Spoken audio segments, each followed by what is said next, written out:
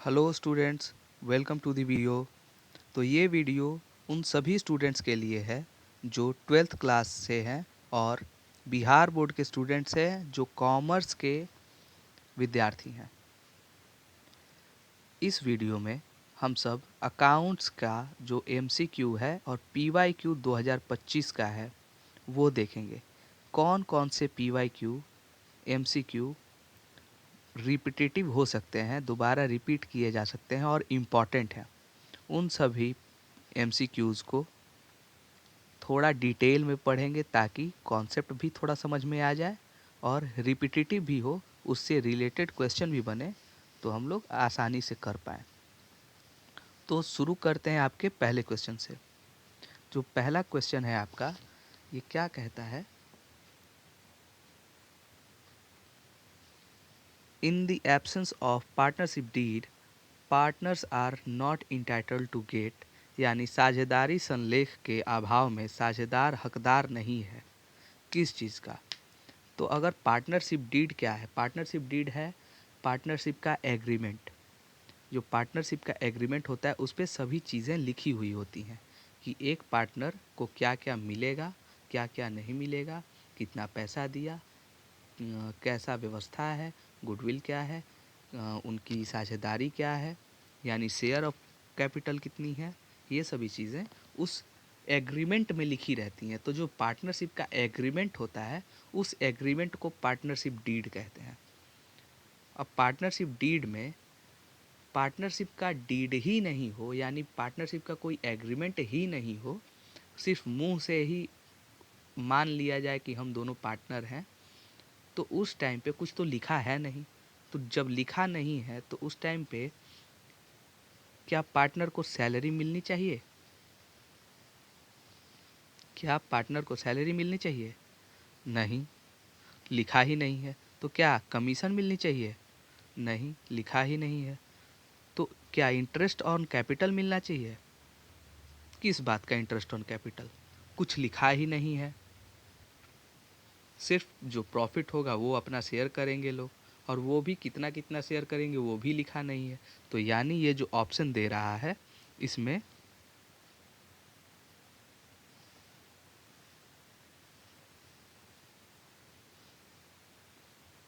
सही उत्तर all of these होगा। अब आते हैं आपके सेकंड क्वेश्चन पे। A new partner brings for his और a new partner brings for his share of goodwill. एक नया साझेदार अपनी ख्याति के बदले क्या लाता है? क्या लाता है? अगर कोई नया पार्टनर जुड़े तो वो क्या लाएगा? अपनी गुडविल के शेयर में क्या लाएगा? तो लाने के लिए दो ला सकता है। तो गुडविल क्या है? गुडविल है अच्छी रेपुटेशन। एक बिजनेस का अच्छा रेपुटेशन गुडविल है। तो अच्छा रेपुटेशन है तो उस रेपुटेशन पे पैसे लेंगे। यानी अगर मेरे बिजनेस का 1 लाख रुपए कमाने का मतलब कैपेबिलिटी है तो 1 लाख रुपए कमाने की कैपेबिलिटी का भी पैसा लगेगा। वही है गुडविल। अब उस गुडविल पे अगर हम कोई नया पार्टनर जोड़ रहे हैं तो उसका भी तो पैसा लेंगे। तो पैसा सिर्फ कैश में लेंगे या फिर कैपिटल लेंगे? कैपिटल के अंदर पैसे भी आ जाएंगे, सामान भी आ जाएगा, जो रिक्वायरमेंट हो वो भी आ जाएगा, और कैश में सिर्फ कैश आएगा। तो कोई पार्टनर को हम कैसे जोड़ सकते हैं? सिर्फ पैसे लेकर? नहीं, कैपिटल भी ला सकता है। तो इसीलिए इसका आंसर होगा बोथ, ए एंड बी। यानी वो कैश भी ला सकता है और कैपिटल भी ला सकता है। कैपिटल में मेज हो, कुर्सी हो, टेबल हो, फैन हो, जितना उसका अमाउंट बन रहा है शेयर का उतने का वो सामान ला दे, वो भी कैपिटल के अंदर काउंट होगा। अब थर्ड क्वेश्चन जो है, which of the following is a nature of goodwill? Which of the following is a nature of goodwill, यानी निम्नलिखित में से कौन सा ख्याति की प्रकृति है? तो इसमें एक है रैट गुडविल, एक है कैट गुडविल और एक है डॉग गुडविल। तो अब थोड़ा आप समझ लीजिए कि ये रैट गुडविल, कैट गुडविल और डॉग गुडविल क्या है। तो पहले आते हैं रैट गुडविल पे। रैट गुडविल वो गुडविल है, उस बिजनेस के गुडविल को कहेंगे जिस बिजनेस में कस्टमर को उस बिजनेस पे भरोसा नहीं है और ना ही उसके प्रोडक्ट पे भरोसा है।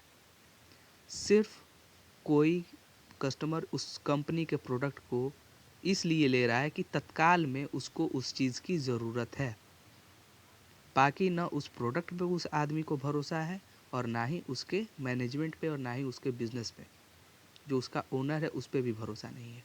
तो वो हो गया रैट गुडविल। अब इसका क्या एग्जाम्पल है, तो ये जो बिस्लेरी का जो एग्जाम्पल लेते हैं हम लोग, बिस्लेरी ना बोल के बिस्लरी या फिर बिल्सेरी, बिल्सेरी, ये जो डुप्लीकेट कंपनीज होती हैं, तो हम लोग को जब प्यास लगती है तो उस टाइम पानी की बोतल मांगते हैं लोग, उस पर बिस्लेरी लिखा हुआ है, बिल्सरी लिखा हुआ है, बिल्सरी लिखा हुआ है, कोई नहीं देखता, सिर्फ पानी चाहिए। तो उस टाइम पे ये हम लोग देखते हैं कि ये लग रहा है कि डुप्लीकेट पानी है, डुप्लीकेट कंपनी का पानी है, लेकिन फिर भी चूंकि प्यास लगी है तो वो हम लोग लेते हैं। उस पे ना हम लोगों को उस प्रोडक्ट पे भरोसा है और ना ही उस कंपनी पे, उस कंपनी के मालिक पे। दोनों ही अनजान है, वो प्रोडक्ट भी अनजान है और वो कंपनी भी अनजान है। तो वो हो गया रैट गुडविल, यानी उसका कोई गुडविल ही नहीं है, सिर्फ वो एक प्रोडक्ट है, यूजेबल चीज़ है, यूज़ कर लिए, काम चल गया, बस। तो ये हो गया रैट गुडविल। अब क्या हुआ कैट गुडविल। कैट गुडविल में कस्टमर को प्रोडक्ट पे सबसे ज़्यादा, ब्रांड पे सबसे ज़्यादा भरोसा है, प्रोडक्ट और ब्रांड पे सबसे ज़्यादा भरोसा है कैट गुडविल में।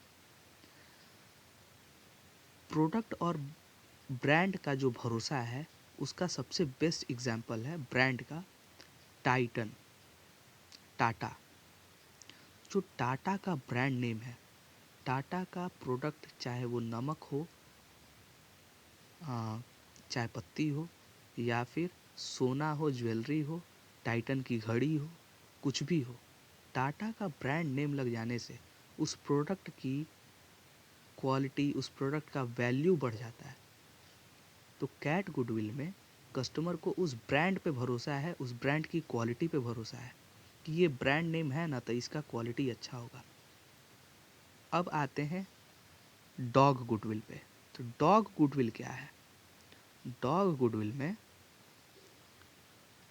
डॉग गुडविल वो गुडविल है जहाँ कस्टमर को सिर्फ प्रोडक्ट और ब्रांड पे भरोसा नहीं होता, बल्कि उस ब्रांड के ओनर पे, मैनेजमेंट पे भी भरोसा होता है। जो लॉयल्टी है वो सिर्फ ब्रांड लॉयल्टी नहीं रहती, वो ओनर्स लॉयल्टी भी हो जाती है, बोर्ड मेंबर्स लॉयल्टी भी हो जाती है। इसका भी बेस्ट एग्जांपल है टाटा ही। टाटा एक ऐसा ब्रांड है जहां कस्टमर्स को उसके ब्रांड वैल्यू पे भी भरोसा है, उसके क्वालिटी पे भी भरोसा है, और कस्टमर उसके ब्रांड और क्वालिटी के भी लॉयल हैं। और रतन टाटा जो उसके ओनर हैं, जो उनकी मैनेजमेंट है, जो उनकी मैनेजमेंट टीम है, जो उनके कोर वैल्यूज़ हैं, उस पे भी कस्टमर्स को सबसे ज़्यादा भरोसा है। तो कैट गुडविल का एग्जाम्पल ब्रांड वैल्यू से है और डॉग गुडविल का एग्जाम्पल ओनर्स के ब्रांड वैल्यू से है। अब आते हैं आपके फोर्थ क्वेश्चन पे। अधिलाभ अधिकार, अधिलाभ आधार के अंतर्गत ख्याति की गणना की जाती है। तो under super profit basis goodwill is calculated by. तो सुपर प्रॉफिट का जो गुडविल का कैलकुलेट करने का जो मेथड होता है, सुपर प्रॉफिट मेथड, तो सुपर प्रॉफिट मेथड का फॉर्मूला क्या है। तो सुपर प्रॉफिट कैसे निकलता है। सुपर प्रॉफिट निकलेगा average profit minus normal profit. Average profit minus normal profit. Average profit क्या है कि अगर 3 साल 4 साल का अगर प्रॉफिट है तो उसका एवरेज निकाले। अगर 10,000 अगर हर साल प्रॉफिट हुआ है 3 साल, ठीक, तो उसको 3 से डिवाइड करके निकल जाएगा कि एवरेज प्रॉफिट 10,000 है। ठीक। अब अगर ये नॉर्मल प्रॉफिट है तो नॉर्मल प्रॉफिट यानी कितना प्रॉफिट होता रहता है। 8,000 सपोज करो कि नॉर्मली 8,000 तक प्रॉफिट हो जाता है, और चूंकि एवरेज प्रॉफिट निकल रहा है तुम्हारा 10,000। ठीक, तो 10,000 माइनस 8,000, तो ये 2,000 का डिफरेंस है, ये 2,000 जो हुआ आपका सुपर प्रॉफिट हुआ। तो यही सुपर प्रॉफिट, अब सुपर प्रॉफिट कैसे, इससे गुडविल कैसे निकलेगा, तो super profit into purchase year. ठीक, कितने ईयर्स का परचेज कर रहे हैं वो, तो super profit into purchase year आपका गुडविल निकल जाएगा। तो इसका जो फॉर्मूला हुआ purchase year into super profit.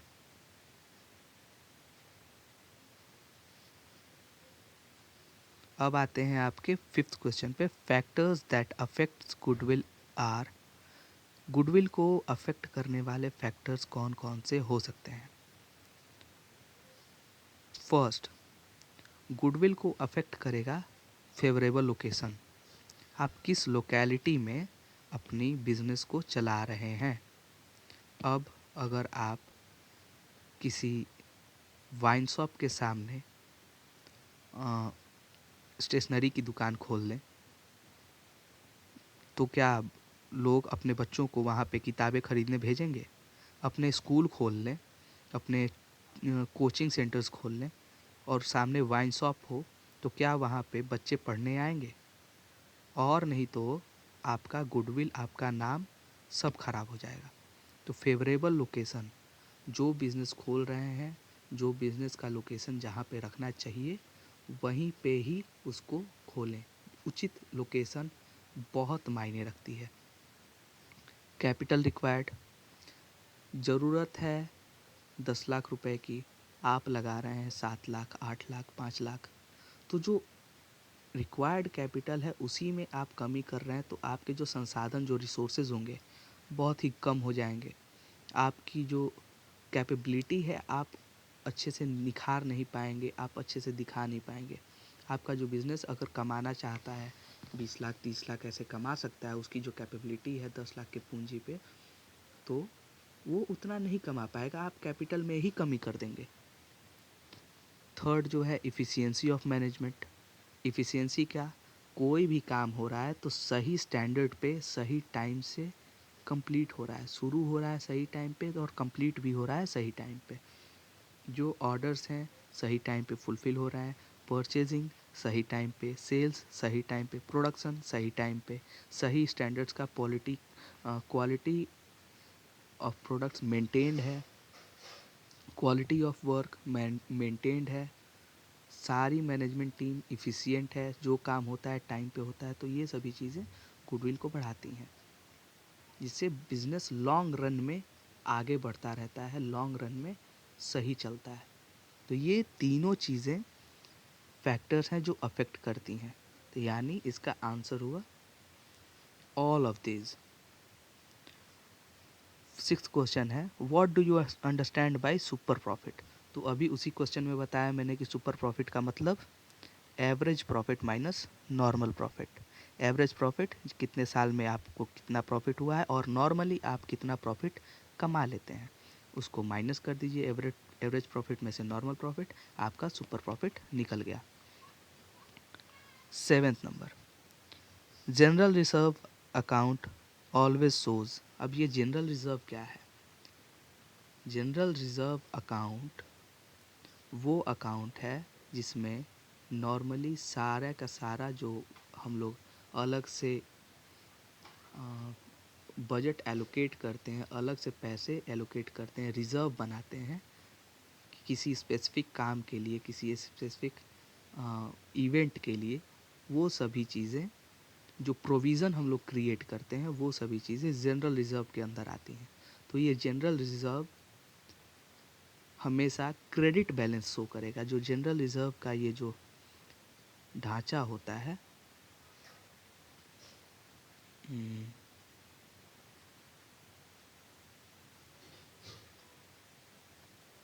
ये जो जनरल रिज़र्व का ढांचा होता है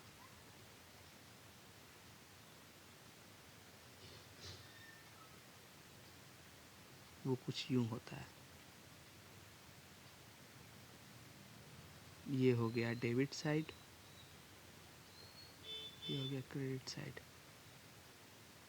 ये हो गया पार्टिकुलर्स, ये हो गया पार्टिकुलर्स, ये हो गया अमाउंट। ठीक, तो इसमें सिर्फ बैलेंस क्रेडिट हो रहा है, हो रहा है, हो रहा है, हो रहा है, बैलेंस क्रेडिट हो रहा है। तो हमेशा जब तक इसमें से पैसे यूटिलाइज नहीं हो जाते, ये हमेशा जनरल रिजर्व क्रेडिट बैलेंस ही शो करेगा। यानी क्रेडिट बैलेंस यानी इसमें पैसे जमा हो रहे हैं और क्रेडिट बैलेंस शो करेगा।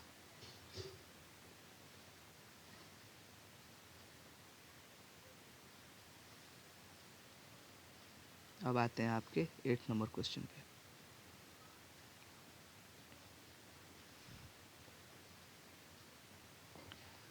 पुनर्मूल्यांकन खाता रीवैल्यूएशन अकाउंट क्या है?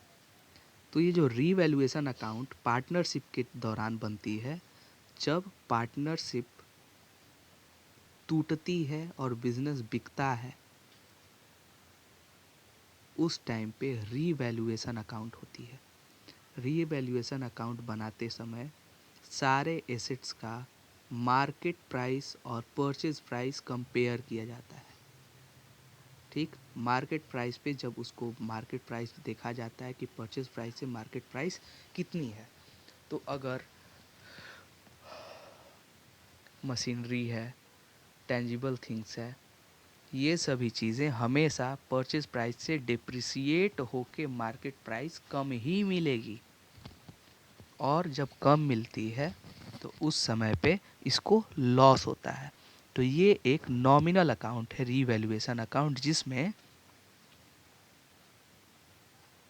नॉमिनल अकाउंट में नॉमिनल अकाउंट में एक साइड डेबिट एक साइड क्रेडिट, इसमें इधर एक्सपेंसेस का डेटा है, एक्सपेंसेस यानी लॉसेस का, और इस साइड इनकम्स का डेटा है, यानी कैश इनफ्लोज का, और इधर कैश आउटफ्लोज का डेटा है। इधर एक्सपेंस यानी इधर इनकम। तो अगर इनकम होगी तो क्रेडिट होगा और एक्सपेंस होगा तो डेबिट होगा, खर्च होगा तो डेबिट होगा और इनफ्लो होगा यानी इनकम होगी तो क्रेडिट होगा।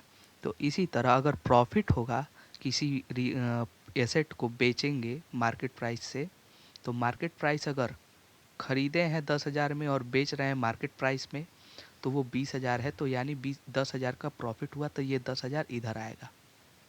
ठीक, और अगर 20,000 का खरीदे हैं और बिक रहा है 15,000 में, यानी 5,000 का घाटा, यानी ये जो 5,000 होगा, 5,000, ये 5,000 का लॉस इधर दिखेगा। तो ये एक नॉमिनल अकाउंट है। अब ये तीन तरह का अकाउंट होता है: personal account, real account, nominal account. Personal account में जो पार्टनर्स के और जो ओनर्स के डेटा होते हैं, वो सभी उनको उस अकाउंट में लिखा जाता है। पार्टनर का कैपिटल का इंटरेस्ट, इंटरेस्ट ऑन ड्राइंग, ये सभी चीज़ें, सैलरी ऑफ पार्टनर, ये सभी चीज़ें पर्सनल अकाउंट में जाती हैं। रियल अकाउंट में वो सभी डेटा जाता है जो एसेट से रिलेटेड होता है। बैलेंस शीट रियल अकाउंट है। रियल अकाउंट में वो सभी डेटाज लिखे जाते हैं जो लाइबिलिटी और एसेट्स हैं, उनके रियलाइज्ड अमाउंट होते हैं। और जो नॉमिनल अकाउंट है, इसमें एक्सपेंस और इनकम के डेटा लिखे जाते हैं। अब आते हैं आपके 9th क्वेश्चन पे। तो 9th क्वेश्चन कह रहा है excess of credit side over the debit side in revaluation account is called excess of credit side over debit side. तो जैसे अभी मैंने बनाया था,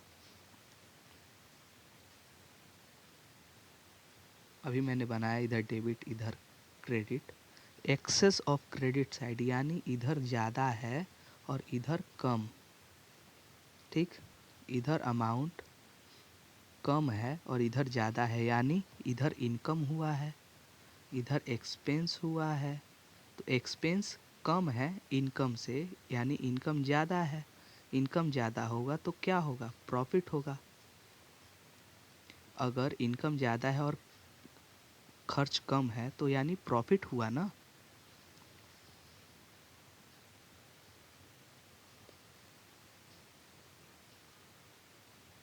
अब आते हैं आपके 10th नंबर क्वेश्चन पे।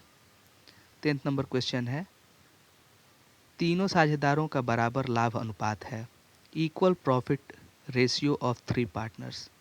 तो इसमें सीधे सीधे अगर थोड़ा बारीकी से आप देखेंगे तो सी नंबर आपका सही उत्तर है,